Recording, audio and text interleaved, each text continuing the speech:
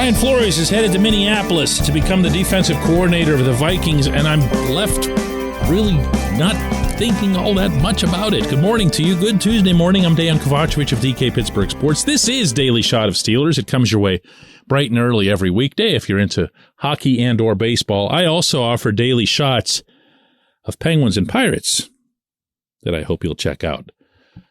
Flores took the position yesterday, apparently falling short of the head coaching position with the Cardinals. And it's really, if you think about it, the totality of it over the past couple of years, it's the kind of a nice ending to a tumultuous story that's, of course, still going on with his active lawsuit against the NFL.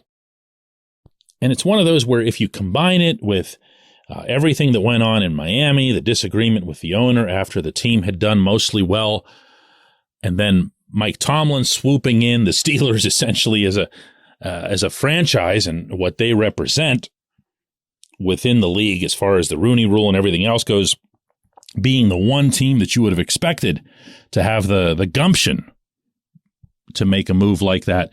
It's a good story. And if he does as well as everyone would expect that he will with a pretty good Minnesota team, he's going to get another head coaching chance. He will. He will. And that'll be an even better story. And you know what? That right there is pretty much my summation of the Flores experience in Pittsburgh. I am not going to downplay what he did in Pittsburgh, but I'm also not going to overblow it. And what can happen this time of year, especially this time of year, there's no access, nothing going on over on South Water Street. There's no news. There's no signings. We're not really close enough to the draft. There's no OTAs coming, no Latrobe, certainly no games other than, of course, the big one this weekend. So something like this can become larger than life among those who follow the team the most passionately and the most closely. It really shouldn't. It really shouldn't. Everything that I've been able to discern about what Flores brought to this team was that he was exactly what he was listed as being, which was the inside linebackers coach and a defensive assistant. Now, what did that mean specifically? Well, the inside linebackers coach should be self-evident.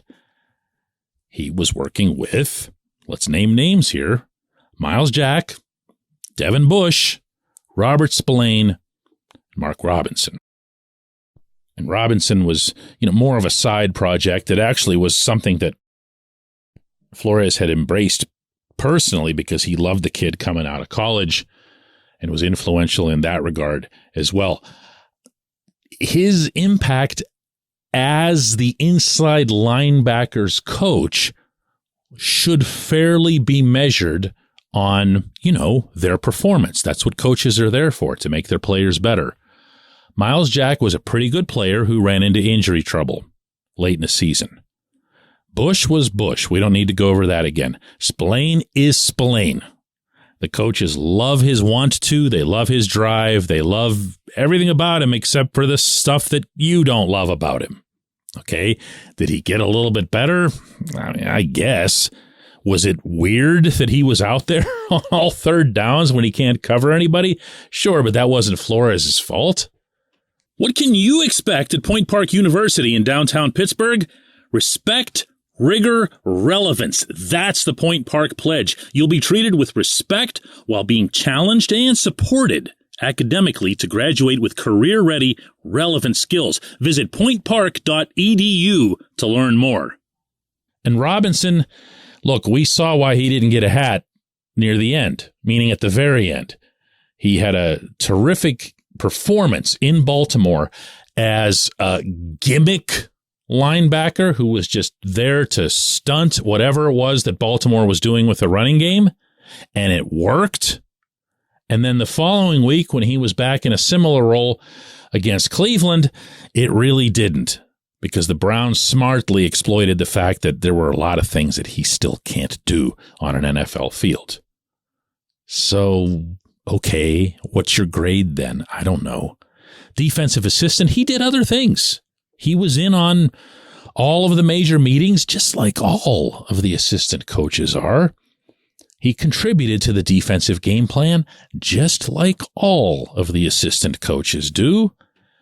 And you'll hear anecdotal things about certain extra qualities that he brought. Kenny Pickett just recently brought up how it was Flores who helped him learn how to attack a 2-minute offense, meaning how to attack the defenses that he's going to face, what it is that defenses don't want to see from him, what it is that they fear the most. And you know what? Kenny was pretty good, obviously, with those late drives later in the season. Great, wonderful. But those things happen, I'm here to tell you, all the time with all assistant coaches. Was Flores overqualified for the role that he held in Pittsburgh? Yes, of course, absolutely. He was just a head coach somewhere else.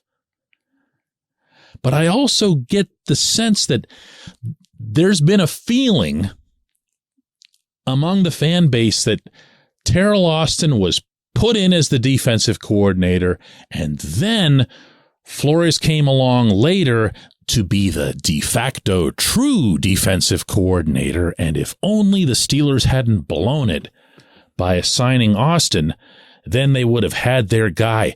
And I am so very comfortable in telling you that that is not the way they think on the inside. They like Austin. They believe in Austin. You might not. I might not occasionally. But they most definitely do. And they didn't have these same second thoughts and regrets or feelings that Flores should be the DC here. And you know how I know that? It's not some hot inside info. I know that because Austin is still the DC and they told Flores, go find what you want. Go search to your heart's content. Will they be wrong? Will Flores or the Vikings look like geniuses if Minnesota looks great next year, and the first time the Steelers have a lousy defensive game, it'll be, look at this, if they let Flores go, or if they didn't let Flores go, none of this would have happened. These are narratives that get built up without a whole lot of backing to them, based on perceptions. All I can do is share with you my own perceptions or things that I see, hear, or experience from the inside. And I'm telling you, the Steelers feel like they've got their guy, the same guy they already had. When we come back, J1Q.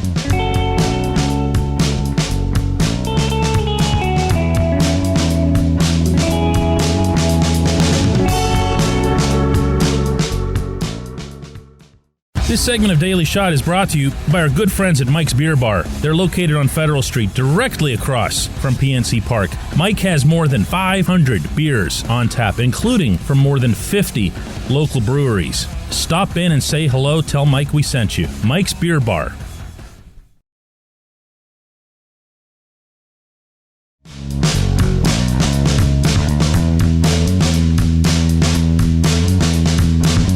J1Q comes from Cody, who was among several of you who took issue with my opening segment yesterday about how every Super Bowl type of team needs to have 5 elite or close to elite type of players.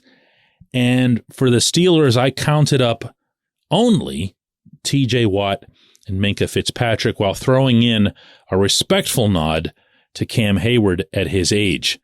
On the offensive side, the only guys that I mentioned as possibilities to move into that stratosphere in the very, very near future, because that's what we were talking about, was Kenny Pickett, Najee Harris. I mentioned George Pickens as well. Well, I didn't mention Pat Freiermuth, and that got some people pretty hot, which is fine. I'm glad you're listening.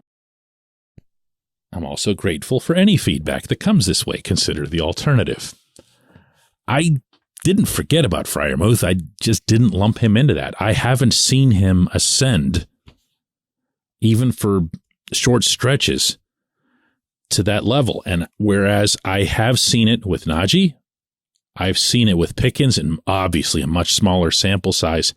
And I chose Kenny to include in that group because of the climb, because of the consistent trajectory of his improvement. Week to week to week, Kenny just kept getting better and better and better. To me, for Freiermuth to get into that conversation, and I'm not saying that he can't, it's not, I'm not Nostradamus here, but for Freiermuth to get into it legitimately as opposed to just on potential, I want to see a couple of things from him, one of which is out of his control, which is having a big, just monster game. Have one of those, just one of those. He's not Travis Kelce. Nobody's Travis Kelce, but one of those Kelce type of games, just one where you get into double-digit catches and you have, 180, whatever it is, yards and a couple touchdowns where you just look like an unstoppable force. We have seen this in the very recent past with a certain number 83, which I do believe has been, in general, the bar or the expectation in Pittsburgh for Freiermuth. I don't think it's been set higher than Heath. I think it's been right at Heath. And the second thing, and no one ever talks about this, but he does have to become a better blocker. He's an okay blocker, but he isn't the best blocker in the tight end room. Zach Gentry is. And that, my friends, I can safely say is something that Heath never would have allowed. When Heath was teammates with Matt Spaeth, who was an excellent blocking tight end in the National Football League, Heath wouldn't allow Spaeth to be the best blocker in the room. So there's more in there. That's not a shot. It's not a jab. It's not doubting him. It's not about anything that looks into the future. I'm just saying that for him to get into that level that I'm talking about, it's going to take more than what we've seen to date. I appreciate the question. I appreciate everybody coming to Freiermuth's defense.